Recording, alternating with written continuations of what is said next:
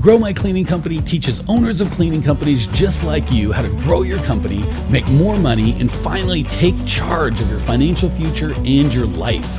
This podcast is about automating and creating systems that give you time and money freedom so you can grow like crazy without losing control. Since this is totally free, if you're getting tons of value, want to support us, and make sure that you get more of the good stuff, subscribe, rate, and review to this podcast today. Now, on to the show.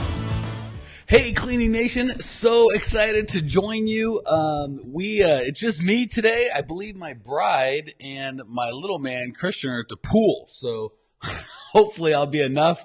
I chose you guys over my beautiful bride in a bikini and my little guy at the pool because you are amazing human beings. I have heard a lot of just kind of vibe on the street with Cleaning Nation that we are having employees driving us crazy. For those on the live deal, we've already had a couple people say we just had a couple no-shows and one quit. Someone needs us. Super excited. Finally caught a live. Good to have you, Brandy and Whitney and Susie. So let's dive in. The good news about employees, there's only two times you have problems with them. One is hiring them, and then the other is when they show up.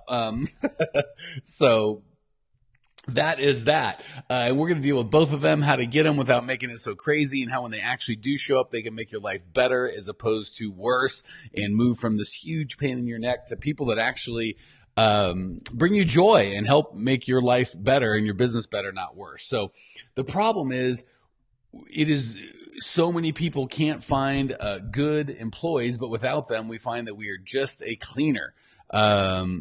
Brandy says, hello. Ashley says, nothing on the screen. Is that what everybody is going through, or is that just our friend Ashley? Give me a shout out, Cleaning Nation, if you can see me, or if you can't see me, because I want to make sure, we get to hang out like usual. So let me know. All right. As I'm waiting for you guys to kind of give feedback on that. Again, the problem with this is really two parts: finding the right employees and then getting them to do a good job and not drive us nuts. Hello, Christina, Jocelyn. Good to have you. Brandy, hello. Brandy says, I'm good. Jennifer says, hello. Good to have all you guys. I always go back and forth because the bulk of the people listen to these on Facebook or on our YouTube channel or our podcast, and I always go back and forth between between not wanting to bug all the people that aren't live and always recognizing the people that are live. So stick with me, podcast folks and YouTube folks. I promise we're going to get good stuff. The nice thing about the live folks is sometimes they give the best questions and really put forward the conversation. If you're listening to a recording of this and have a question, put it to support@growmycleaningcompany.com, and we will make sure that we bring it up on an upcoming podcast or Facebook Live. Good to see you, Jennifer and Jeremy and Whitney and Ashley. Everybody's here. Apparently some people are having problems with the video. Some people aren't. I guess we will do the best we can with what we've got. So the belief that a lot of people have is employees have got to be a huge pain in the butt to hire, right? So sometimes we know that we need employees, but we know it's such a headache. It's so frustrating, the process with the resumes and putting out the ad. It just seems like so much work. We don't do it until it's an emergency, and then it sucks even more, right? Because now we're desperate for employees. It's hard to make a good decision when we're desperate, and we still have to do the same amount of work. So the reality is, the truth is, you can systematize out the crappy parts. Good to have you, TJ. So you can have a hiring system, and you're going to hear the word system, core values and systems. Really, if you guys want the summary of how do I take the sting out of hiring and keeping the best employees, we probably do core values number 1 and systems number 2. So when it comes to the hiring process, you absolutely need a system. Going through stacks of resume, that can be systematized out. We have technology to help us with that. Calling to set up interviews and going back and forth with when are you there and when can you be there and are you available, and calling and playing phone tag absolutely stinks. Jeremy says he needs to learn the system. If you go to growmycleaningcompany.com and start with the masterclass we have there at absolutely no charges, complimentary, that's probably the best place to go. Or stick with me now, and I'm going to do the best I can, giving you as much information about these systems and processes as we can in 20 minutes. But we can systematize out the going through the stacks of resumes, calling to set up interviews by holding a group interview.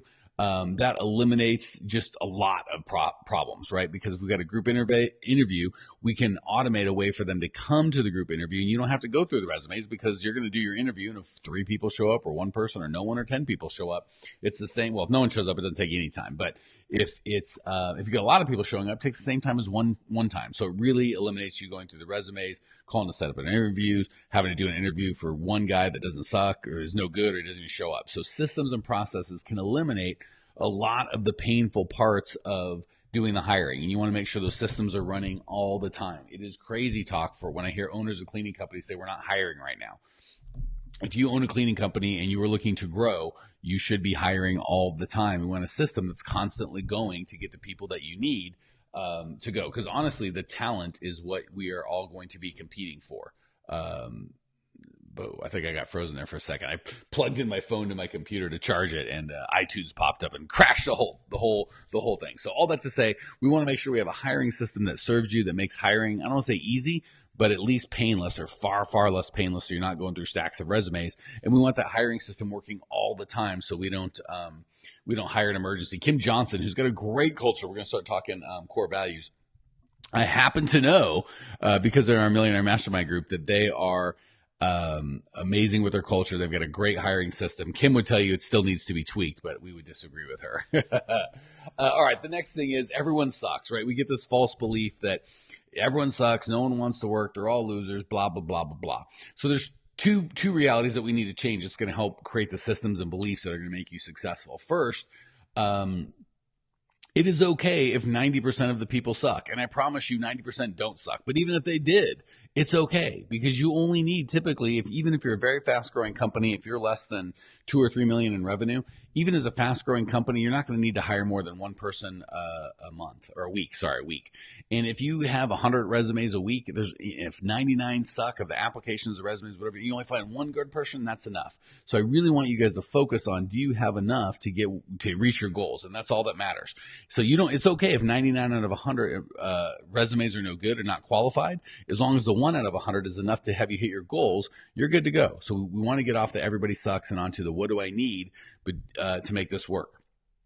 Carlos says, I make interviews every Monday between 9 and 11. Fantastic. The next piece is we got to take ownership with the people sucking. The reality is you are attracting, right? Your funnel is attracting people that suck. So we want to make sure that we own it. And take responsibility for the people coming in. If we just say everybody sucks, that's a very passive way to go about it, and it might make you feel better, but you're not going to have any success hiring because we can just make excuses. Welcome, Kat Hammond, to the deal. So excited to have you. All right. The next thing is, this is something we've got to kill. This belief that I can't hire employees because they might do something awful. The reality is maybe they will do something awful, right? If you have enough employees over long enough, I promise you they will do something awful. The reality of the situation is you can't keep your entire business hostage and keep you stuck in a cleaning job that you didn't sign up for because some employee in the future might or will do something awful, right? The thing that we need to just like we can't focus on, all these employees suck. Well, so be it. Maybe it is, maybe it's not. But as business owners, our job is as entrepreneurs, to bend reality to our will. So instead of going, well, there are no good employees, so I just quit, or employees are going to do something terrible, so I'll just not hire, right? When you don't want to do something, you don't put in the work and stretch and grow, one excuse is as good as another. And a terrible excuse that just paralyzes so many owners like you guys with fear is, I can't hire employees because they might do something awful. Let's shift your whole perspective in your paradigm to, they're going to do something awful, and that's fine, right? I promise you, every successful business out there has had an employee, including every business I've ever owned, has had an employee do something shocking, awful, frustrating. What were you thinking? How did that even happen? And the reality is, we just have to know, well, great, that happens, right? If we're gonna have employees and build these systems and have the company that we want, some employees we're going to have to just be okay with that. Now, we can minimize the awful, right? So first of all, we have to eliminate the fear and just go, that's something we have to deal with. Employees are going to do crazy things. And if we're going to have a business, we don't know when they're going to do it. We're just going to deal with it. Hey, Karen Coy, good to have you. The flip side of that is we can minimize to a huge extent. I'm shocked I've been sued more, frankly, by employees, but how ridiculous and fun we are. We've never had any sexual harassment or any of that weird stuff, even though we're pretty fun. We have a lot of fun with our employees, and if you had a transcript of some of our conversations, we could probably get in trouble. But not because we do anything mean spirited, just because we have fun and we're honest with each other, right? That be real thing. So you can minimize that awful, the potential of something awful happening with core values based hiring, right? When you share people that share your core, when you hire people that share your core values, life gets so much easier, right? Instead of me trying to make people have fun and be real, I hire people that already want to have, that are already about having fun, being real, making money, and helping out, right? So it's really, really difficult to try and bend people to be something that they're not. So if you hire people that already share your core values, they're never going to do anything that violates those core values. And just about anything awful that you can think of is going to be in violation of your core values. And the thing is, people generally do not violate their own core values. So when you hire someone that has different core values, that doesn't want to help out, and they do something that's totally not helping out, like their partner got sick and they just go home. You're like, how could you do that? That's crazy. That's insane, because they don't believe in helping out, right? But if I believe in helping out, I'm never going to do that. So the trick is not to hire just anybody and try and make them adhere to your core values and to be shocked when they do something crazy. The trick is to hire people that already share your core values and encourage that, because they're probably not going to violate their own core values. So you want to find people that share your core values. The only things that I've ever seen have been shocking was when someone violated a core value. And typically they'll violate my core values, no problem, but they won't violate their core values. So if I just share people that my core values resonate with, typically they're not going to do shocking stuff. Mike Benedict says, absolutely true, the Achilles heel of business ownership. Great to hear from you, Mike. All right, the other thing that we've got to just get right out of our minds and our psyche, if we're going to be successful in the cleaning business, is this crazy notion that no one cleans like me, which is a great mindset to have if you want to own a cleaning job and not a cleaning business. If you want to own a cleaning business, the mindset we're going to have to adopt is my good customers, the right customers, are hiring me to solve a problem, not to go there cleaning, right? So if you're specifically have to be there to clean, you sold them wrong. You've positioned yourself wrong. You've promised the wrong thing. We want to make sure that you're promising to solve a problem. And quite frankly, the right customers aren't going to want you to clean for a lot of reasons. One, what happens if you get hit by a bus? They're just stuck. Their problem stops getting solved. What if you get sick? What if you can't come in one day? What if you want to take a vacation?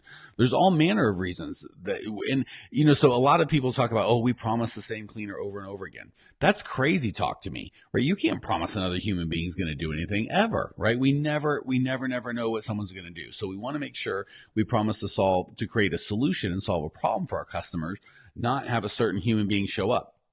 A, it's not good for the human being. That's how you get your client stolen. B, like I said, we can't ever promise anyone else's. It's hard enough for me to promise I'm going to do something, never mind somebody else. So we want to make sure we get off of this. They're paying me for my magical clean, because as long as you adopt that belief, you are always going to own a cleaning job. You're never going to own a cleaning business. The Clean Bee says she's going through this now. Great question. Brandy says, should you change or modify your values as your company grows? I'm really glad that you asked that. Let's dive into that for a second.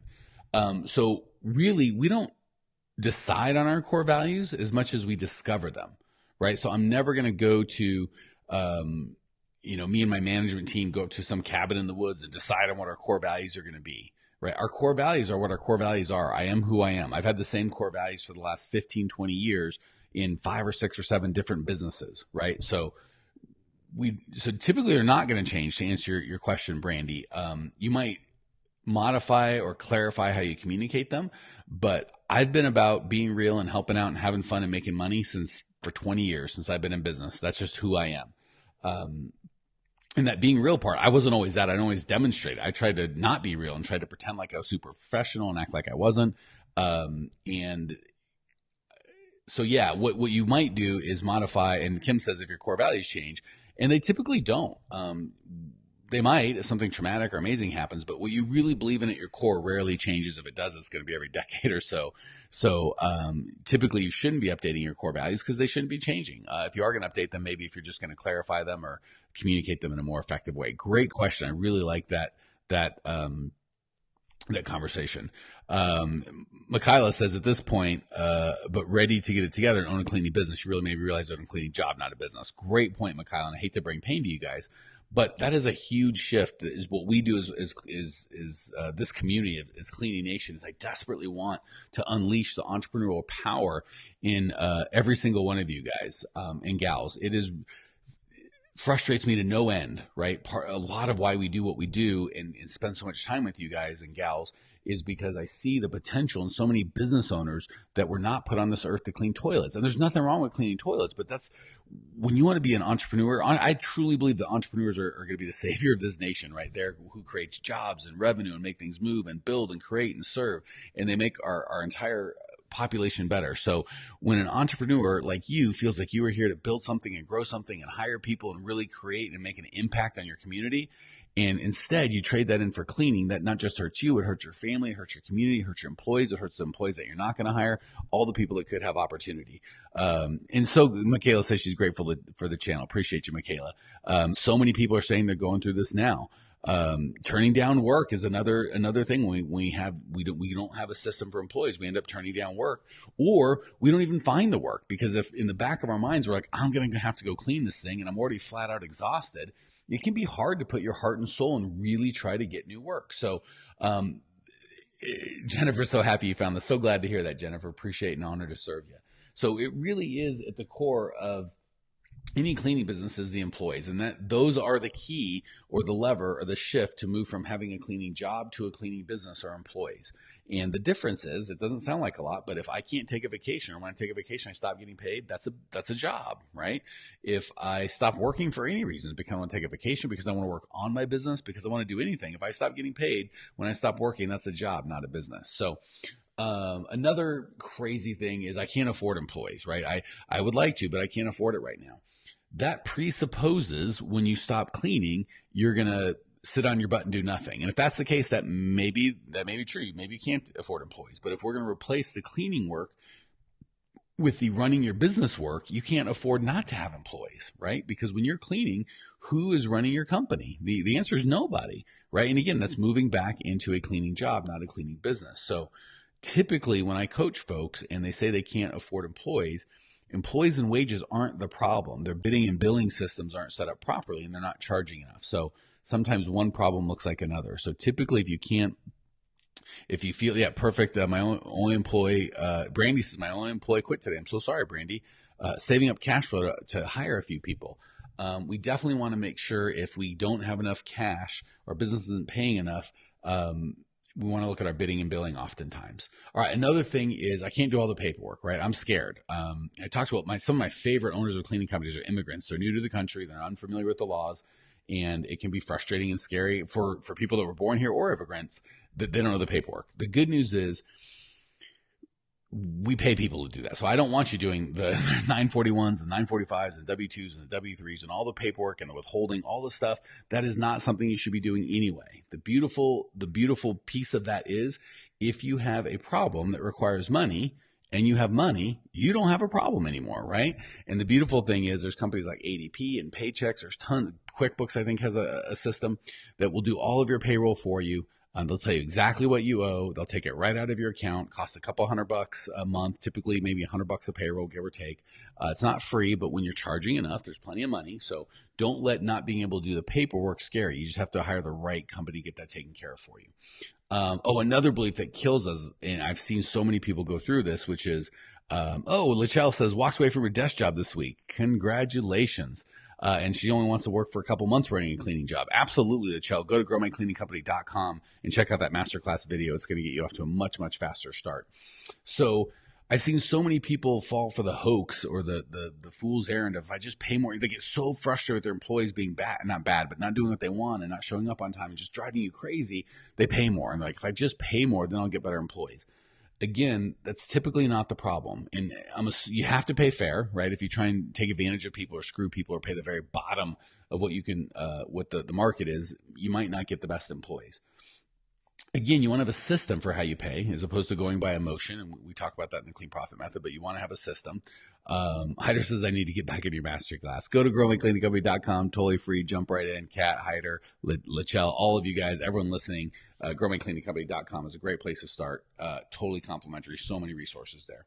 Okay, so with pay, I found it kind of almost, I watched this documentary a while back that was really interesting on happiness. And it talked about if you're living below the poverty line, and like I think in the United States, it calls it like $40,000 a year, and in other countries, it might be different. But if you're living below the poverty line, getting up to that poverty line has a lot to do with happiness, right? If I don't know where my food's going to come from, I don't have clothes, I don't have heat, I don't have a safe home, I will be much happier with more money.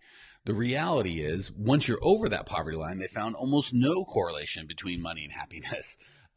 So it's exact same thing with the employees, or the concept is the same in that if you're not paying them fairly, right, below fair, if you're not paying fair, getting up to fair wages is going to have a huge difference on the quality of employee you can attract.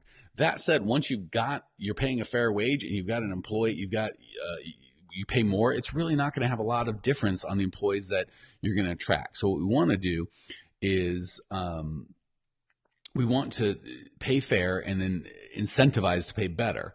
But just paying better, just saying, well, at $12 an hour, I had junk employees, but if I pay $15 an hour, I get good employees. I wish that was the case. It'd be so much easier than building a culture, but it's not the case. So pay will certainly modify behavior, but it's not going to take a bad employee and make a good employee. It's just not. So we want to make sure that we're paying fair. We want to have a system for paying. And again, we go over that in the clean profit method.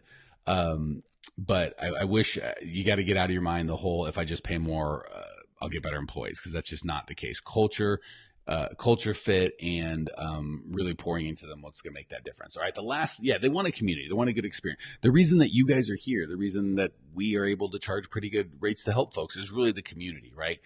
You want to feel loved and heard and amongst other people. So the community is what's really important. Okay.